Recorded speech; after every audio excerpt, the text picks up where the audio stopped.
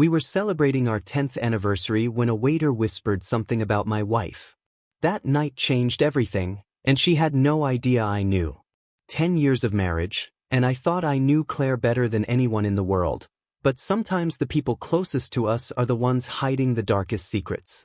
Palazzo's was our place, the same upscale Italian restaurant in downtown Portland where I'd proposed 9 years earlier, with its dim lighting, crisp white tablecloths, and that view of the Willamette River that made everything feel magical. Claire had insisted we celebrate there again, saying she wanted to recreate that perfect night when our future stretched out before us like an endless promise.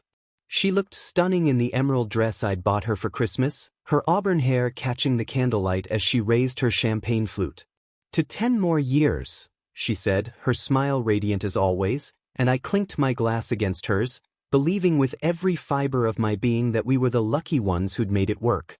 The evening started perfectly.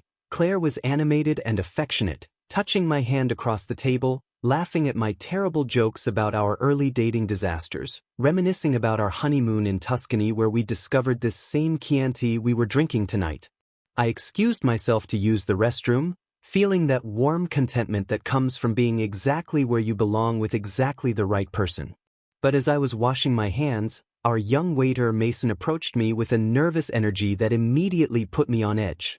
"Sir, I'm really sorry to bother you," he said, glancing around to make sure we were alone, "but I need to tell you something about your wife." My first instinct was to bristle. Who was this kid to have something to say about Claire? But something in his voice, the genuine concern mixed with obvious reluctance, made me listen instead of walking away. "I saw her put something in your champagne glass while you were gone," he continued, his words coming out in a rush like he was afraid he'd lose his nerve. She looked around to make sure no one was watching, then she pulled this small packet from her purse and emptied it into your drink, stirred it with her finger, then sat back like nothing happened. The words hit me like a physical blow, my mind immediately rejecting what I was hearing because it was impossible. This was Claire, my wife of 10 years, the woman who brought me soup when I was sick and cried during Hallmark commercials. "Are you sure?" I asked, my voice sounding strange even to me.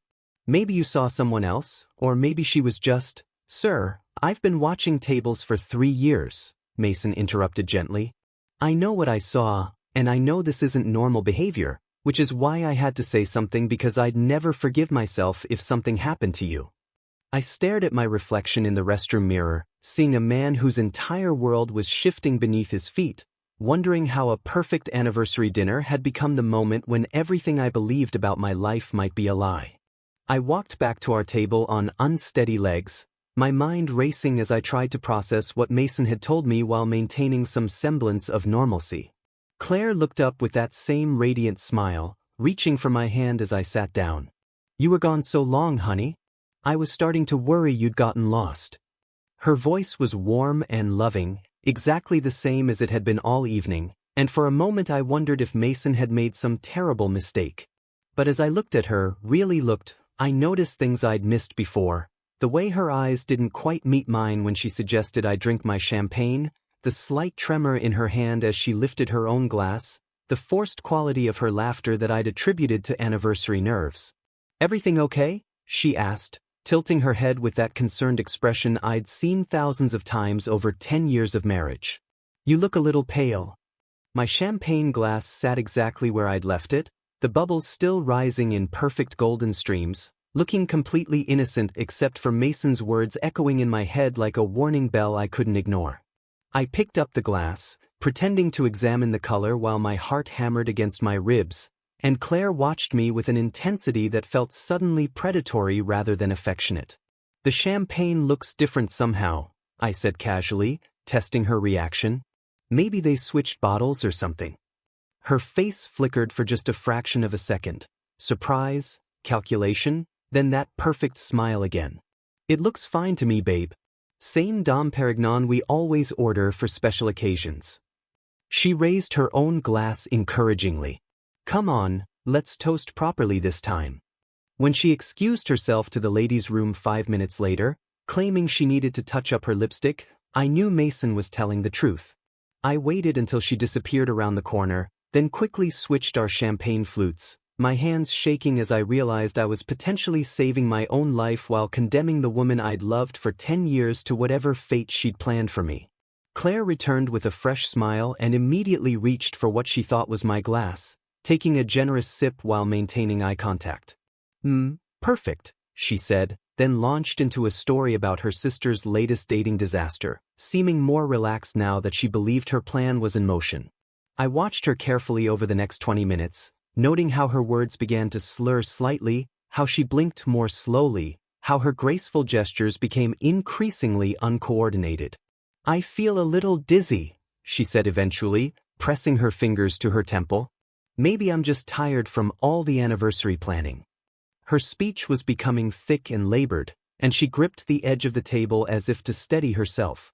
"Maybe we should head home," I suggested, playing the concerned husband while documenting everything with my phone's voice recorder. "You don't look well." Within another 10 minutes, Claire's head was drooping forward and her responses had become incoherent mumbling.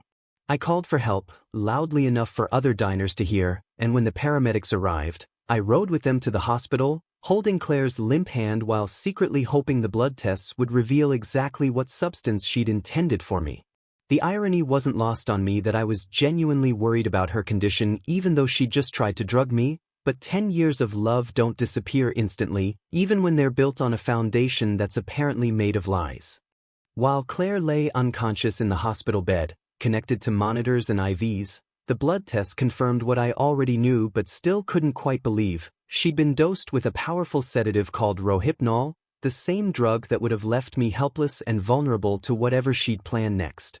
The doctor explained that without immediate medical intervention, the dosage could have been fatal, and I sat there processing the fact that my wife of 10 years had potentially tried to kill me on our anniversary. I told the medical staff I had no idea how she could have been drugged, playing the confused and devoted husband while my mind raced with questions that demanded answers.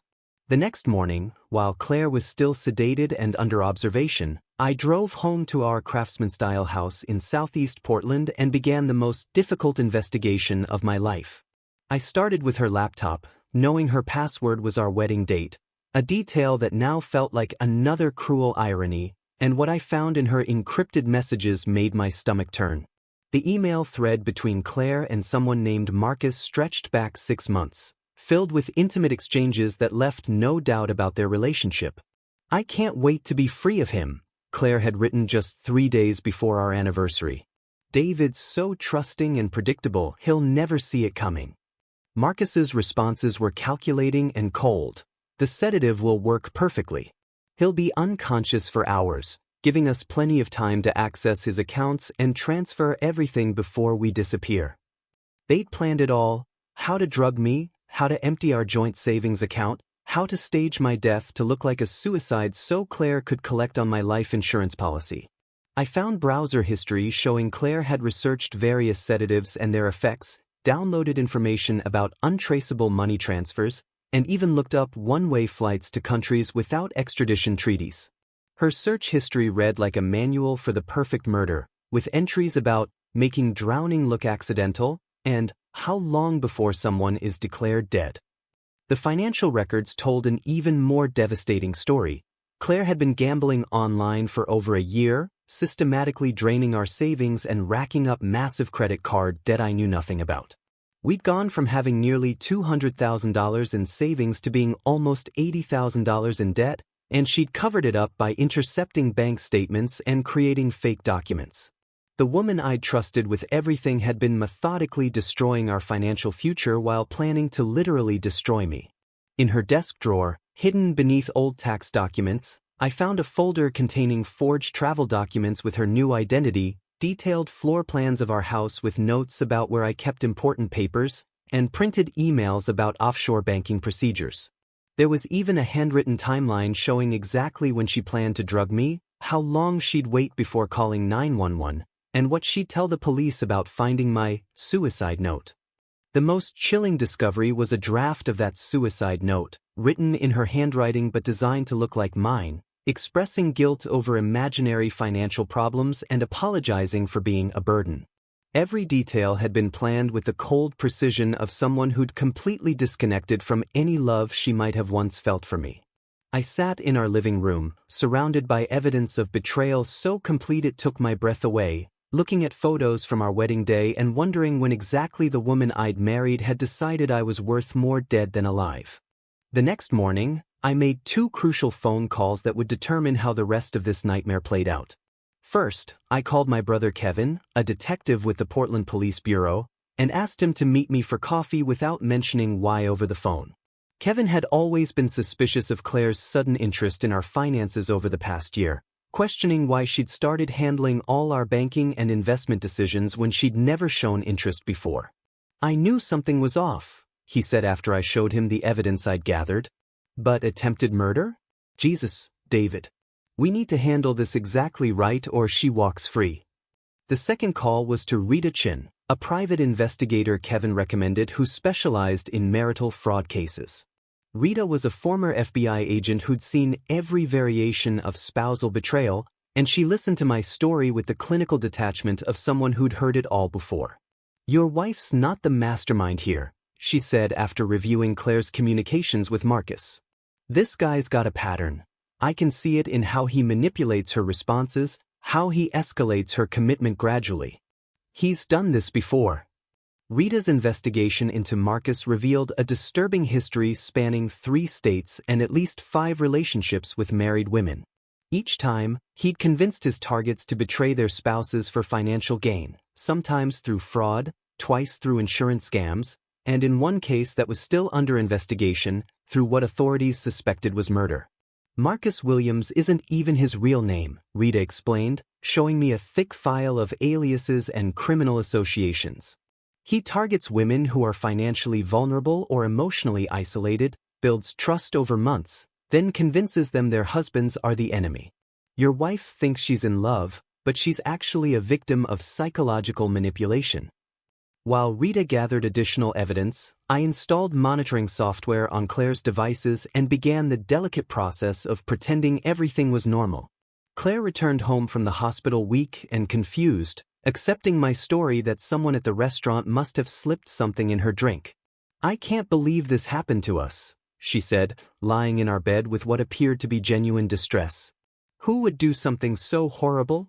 I held her hand and made sympathetic sounds while secretly recording our conversations, documenting how she continued to text Marcus about postponing their plans and waiting for the perfect opportunity to try again. The most sickening part was watching her performance. She'd researched the symptoms of rohypnol poisoning and was perfectly mimicking the aftereffects, complaining about memory gaps and disorientation while secretly planning her next move. Kevin coordinated with the district attorney's office to build an airtight case, explaining that we needed to catch Claire in the act again to prove premeditation rather than relying solely on the circumstantial evidence I'd gathered. "We need her to commit the crime with full intent," he explained. "Otherwise, a good defense attorney could argue she was coerced or manipulated, and Marcus walks while she gets a reduced sentence." Meanwhile, Claire's behavior became increasingly erratic as she struggled to maintain her loving wife facade while communicating with Marcus about their failed plan. She'd disappear for hours claiming to run errands, return home with expensive purchases she couldn't explain, and spend late nights on her laptop claiming to be catching up on work. "I've been thinking about our future," she said one evening, curled up beside me on the couch where we'd spent countless comfortable nights over the past decade. "Maybe we should take that European vacation we've always talked about. Life's so short, and after what happened at the restaurant, I realize we shouldn't wait for tomorrow." I agreed enthusiastically, knowing that her sudden urgency about travel had nothing to do with romance and everything to do with escape routes, while secretly coordinating with law enforcement to ensure her next attempt would be her last. 3 weeks later, I suggested we return to Palazzo's for a second anniversary celebration, claiming I wanted to create better memories after our traumatic experience there. Claire's eyes lit up with what I now recognized as calculated excitement rather than romantic sentiment. "That's such a sweet idea," she said, already reaching for her phone to make reservations. "Maybe this time we can actually enjoy our evening without any drama."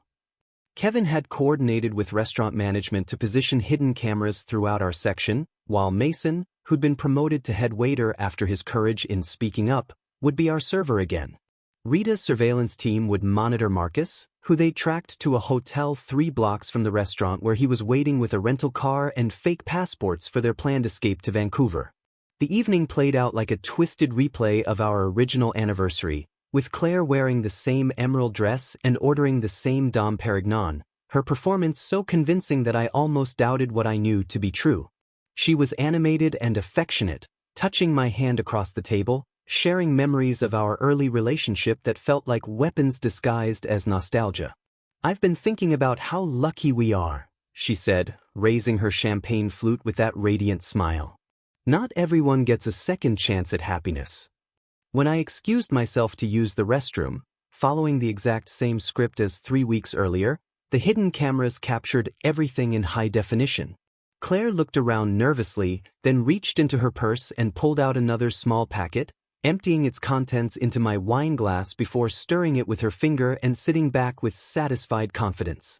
Mason approached our table moments later, playing his role perfectly by loudly commenting on how the champagne looked cloudy and offering to bring fresh glasses, giving me the perfect opportunity to switch them again while Claire protested that everything looked fine. The irony of watching her drink her own poison a second time was lost in the adrenaline of knowing this nightmare was finally ending. Claire began showing the same symptoms within 20 minutes: slurred speech, loss of coordination, drooping eyelids. But this time I called 911 immediately, making sure other diners witnessed my apparent panic over my wife's sudden collapse. As the paramedics loaded Claire into the ambulance, police units were simultaneously arresting Marcus in the hotel parking lot, where he was found with $50,000 in cash, our joint account information, and detailed plans for fleeing the country. The coordinated arrests were the culmination of weeks of careful planning, with Rita's team providing real-time intelligence about Marcus's movements while Kevin ensured every legal protocol was followed perfectly. Claire regained consciousness in the hospital to find herself under arrest for attempted murder, conspiracy, and fraud, her shocked protests about being the victim falling on deaf ears as detectives presented her with the overwhelming evidence we'd gathered. "David, you have to believe me," she pleaded when I visited her in jail the next day, handcuffed to a hospital bed with a police officer standing guard. "Marcus made me do it. He said you were planning to leave me anyway, that this was the only way to protect myself." But the communications records showed a different story. Claire had been an enthusiastic participant in planning my murder, motivated by greed and the fantasy of starting over with a younger, more exciting man. The woman I'd loved for 10 years had chosen to become someone I didn't recognize, and as I walked away from that hospital room for the last time, I felt not anger but profound sadness for the marriage we'd destroyed with her choices. The trial began 8 months later, and what emerged in that courtroom was even more horrifying than what I'd already discovered. The prosecution's case revealed that Claire and Marcus hadn't just planned to rob me, they'd intended to stage my suicide by drowning, making it look like I'd walked into the Willamette River in a drug-induced state of despair over imaginary financial problems. The defendant researched tidal patterns, water temperature, and recovery statistics, the prosecutor explained to the jury, displaying Claire's browser history on a large screen. She calculated exactly how long my body would take to surface and what condition it would be in when found. Marcus's criminal history painted an even darker picture during his separate trial. FBI investigators had linked him to the suspicious deaths of 2 other husbands in Nevada and Arizona, both married to women he'd been involved with, both deaths initially ruled as suicides until the pattern emerged. Marcus Williams, whose real name is Michael Watson, has spent the last 8 years systematically targeting married women with substantial assets, testified FBI Special Agent Sarah Martinez. He uses sophisticated psychological manipulation techniques to convince these women that killing their husbands is not only justified but necessary for their survival. The prosecution presented recordings of Claire's phone conversations with Marcus, captured during our surveillance operation, where she expressed not remorse but frustration that their first attempt had failed. "Maybe we should just shoot him and make it look like a robbery," she'd suggested during one particularly chilling call. "This poison thing is too complicated."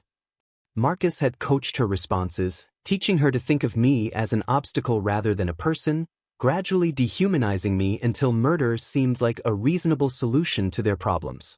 During my victim impact statement, I focused not on revenge but on the profound betrayal of trust that had nearly cost me my life. Claire didn't just try to kill my body, I told the court, looking directly at her as she sat between her attorneys. She killed our marriage, our history, and every good memory we'd shared by choosing to see me as nothing more than a financial transaction. The jury deliberated for only 6 hours before returning guilty verdicts on all counts. Claire received 15 years for attempted murder, conspiracy, and fraud, while Marcus was sentenced to 30 years after being connected to those other suspicious deaths. As the bailiff led them away in shackles, Claire turned to look at me one last time, and I saw not the woman I'd married but a stranger who'd thrown away everything real for a fantasy that had never existed. The judge's final words stayed with me. Trust is the foundation of marriage, and when that trust is weaponized with intent to kill, it represents one of the most profound betrayals human beings can inflict on each other. Walking out of that courthouse, I realized that justice and revenge were entirely different things. I felt no satisfaction in Claire's punishment, only relief that the truth had been exposed and that other potential victims might be spared the horror Marcus had planned for them. 2 years later, I've rebuilt my life in ways I never thought possible after such complete betrayal. Therapy helped me understand that Claire's actions weren't a reflection of my worth as a husband or human being, but rather the result of choices she made when faced with consequences she couldn't handle. I started volunteering with a domestic violence organization that helps people recognize the warning signs of financial and emotional abuse, sharing my story with others who've experienced similar betrayals. It's strange how helping other people heal has been essential to my own recovery, turning my nightmare into something that might prevent others from suffering. I met Sarah at a grief counseling workshop, where she was working as a social worker helping trauma survivors navigate their recovery. She understood the long process of learning to trust again after betrayal, having worked with countless victims who'd been manipulated by people they loved. Trust isn't something you give all at once, she told me during one of our early conversations. It's something you build gradually with someone who proves they deserve it through consistent actions over time. Our relationship developed slowly and deliberately, with open communication about our fears, boundaries, and expectations. Sarah never made me feel broken or damaged by what I'd experienced. Instead, she helped me see that surviving betrayal had taught me valuable lessons about recognizing genuine love versus manipulation. We've been together for 18 months now, and what strikes me most is how different real partnership feels from what I thought I had with Claire. Sarah and I split expenses fairly, make decisions together, and support each other's goals without keeping score or expecting anything beyond mutual respect and affection. Mason, the young waiter who saved my life by speaking up that night, was accepted into the police academy and graduated last month as one of the top cadets in his class. He told me that witnessing Claire's crime and seeing how speaking the truth made a difference inspired him to pursue law enforcement as a career. Sometimes one moment of courage can change everything, he said when I attended his graduation ceremony. I'm glad I listened to my instincts that night. The house Claire and I shared has been sold, and I've bought a smaller place in a different neighborhood where every corner doesn't hold memories of a marriage that was apparently built on lies. I've learned to appreciate simple pleasures again. Cooking for myself, reading without distraction, taking long walks without constantly analyzing whether my companion's affection is genuine. The financial recovery took time, but Rita Chen helped me trace and recover most of the money Claire had stolen, and the insurance company paid out on the policies Marcus had planned to claim after my death. Sometimes I think about what my life would look like if Mason hadn't spoken up that night, if I'd drunk that poisoned champagne and never woken up to discover the truth. But mostly I focus on the future I'm building with Sarah, grateful that my capacity for love wasn't destroyed by Claire's betrayal and amazed that happiness can grow from the ashes of something so completely devastating when you have the courage to start over with someone who deserves your trust.